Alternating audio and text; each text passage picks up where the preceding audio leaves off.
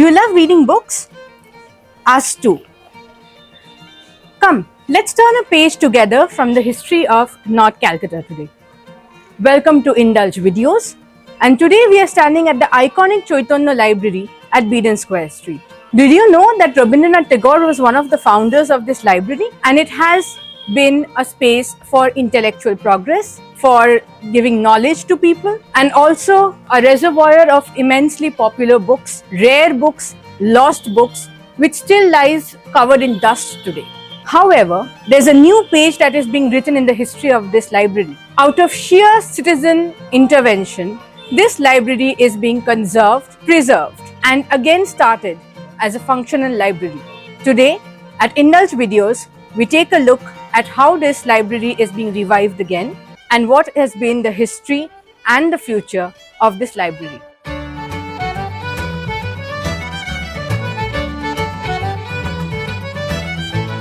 Hi Siddharth and welcome to Indulge. I believe you stay nearby, so tell me what are your first idea of the Chaitanya Library since you have been seeing it? Well, to be very frank, I've been seeing the library since my childhood because my grandmother, my grandfather, my dad, they have all been the members. And also, a local community used to be the members as well because this library was actually created for the locals and for the Indians. Now, someone would say that why the National Library was also for the Indians, but the difference between this and that was by the word Indian, it actually means the locals and not the elite classes. National Library was for the madams and the sirs back then. This was for the normal, the average, below average people to spread the word of education and knowledge amongst them. So even when I used to stay, even when I used to pass by, I didn't know much about the library. But it all came down when my dad once said that these are the old buildings, the old libraries which we used to go inside. Slowly it's disappearing, and we have nothing else to do other than just see it disappear. That's when it struck that I have to do something for at least something which my future generation would at least appraise that we have done something for them to carry on the legacy forward. Right. So, since you have been seeing a library since a child, what was the condition of the library? The way you found it, or was it a little better and it dilapidated? Well, as far as I know, the library was very much active and running till the 70s. As soon as the internet age started coming, mobile phones, tablets started coming, Kindle especially, the culture of reading books, actually taking physical books in your hand and have the beautiful smell of it, started disappearing. Then came a point when the library, just to run the daily operations, the library was supposed to be given for some promoting, which we kind of stopped it from just losing a history and heritage. Then a few shoots for some shooting purposes were handed over. But then we have only seen the destruction of the books on its entire process. So when I came into the library, it was in a very dilapidated state. In the year 2019, a long veranda came down because of Amphan. And it was not only because of Amphan, it was already damaged from inside.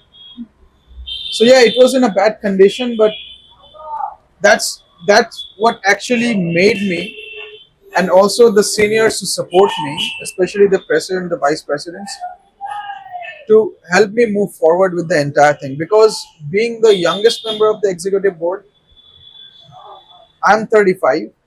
The senior to me is around 60. So there have been a gap of around 30 years.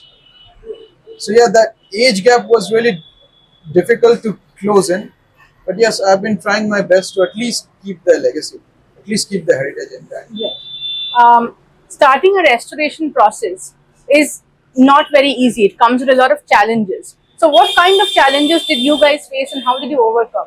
The first challenge especially for the people of Calcutta, is to renovate the entire structure.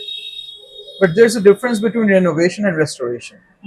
Renovation means those old vibes, you'll just lose it and have a swanky feel.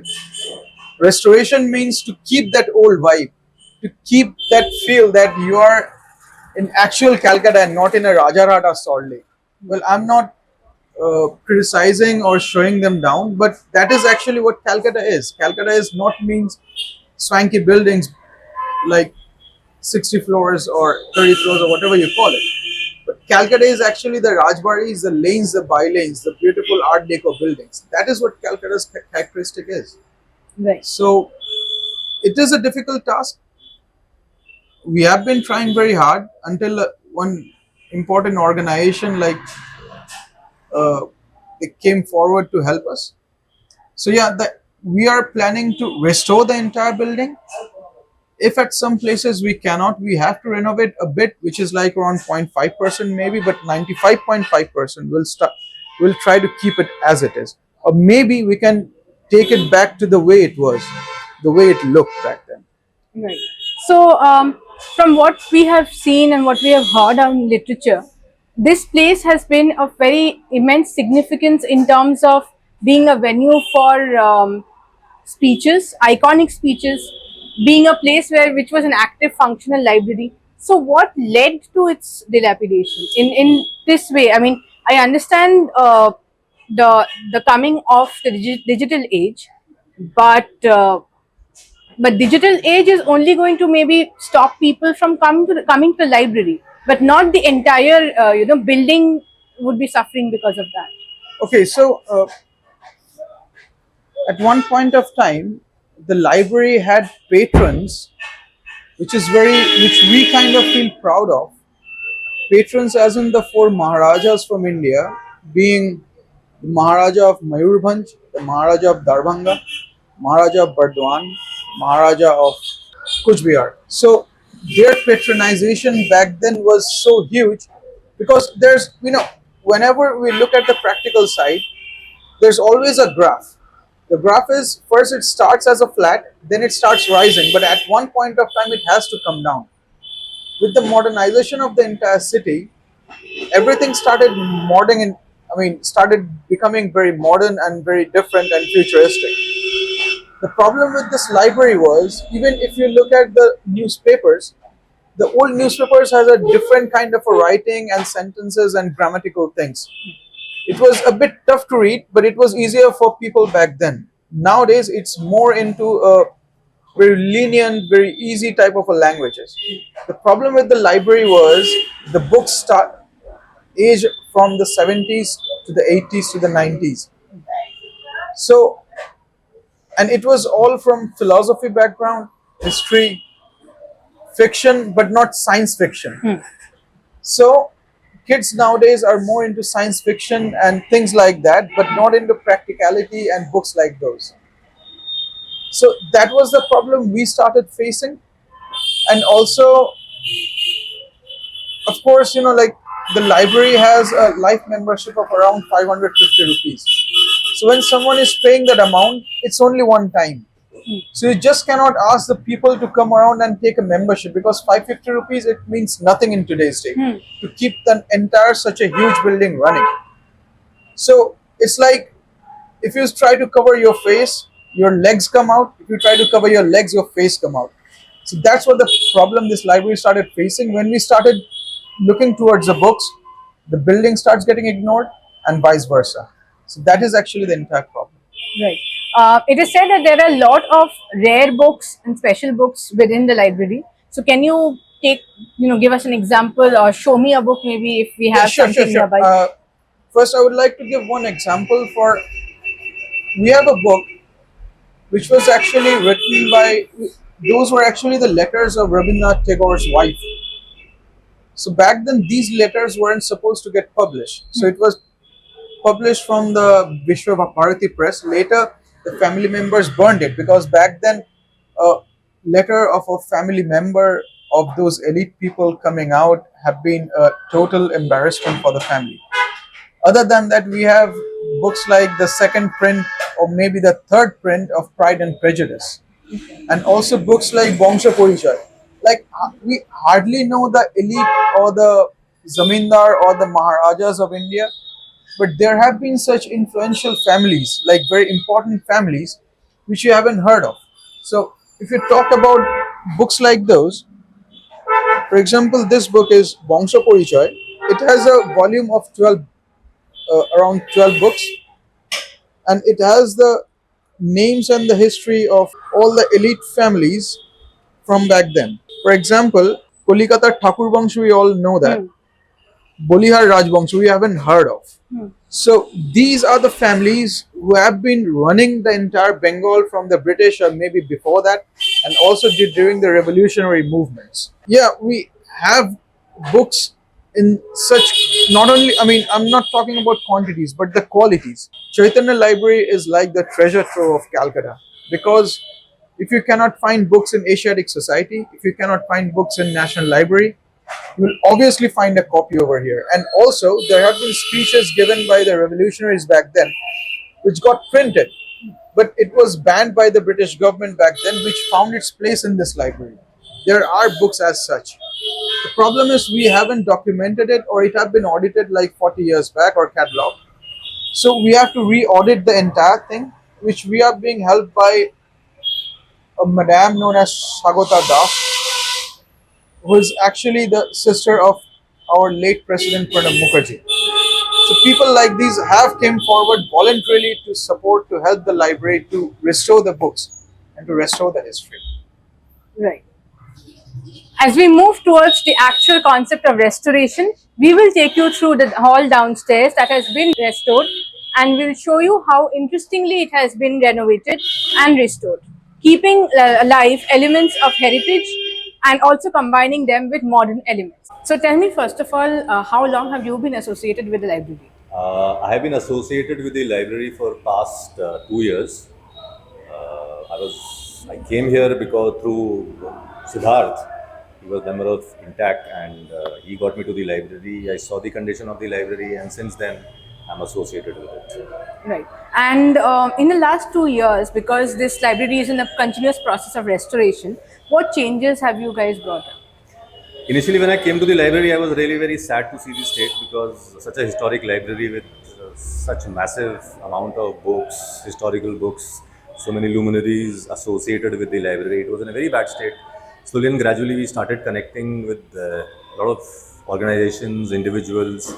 So finally, we have been able to do up this room where we are currently standing, and few volunteers, in fact, helped us with the documenting of the books. And I would also like to name Calcutta Heritage Collective (CHC), which took up the initiative with us to get the library in a better form. We are still trying. It is a continuous process. It will take a long time.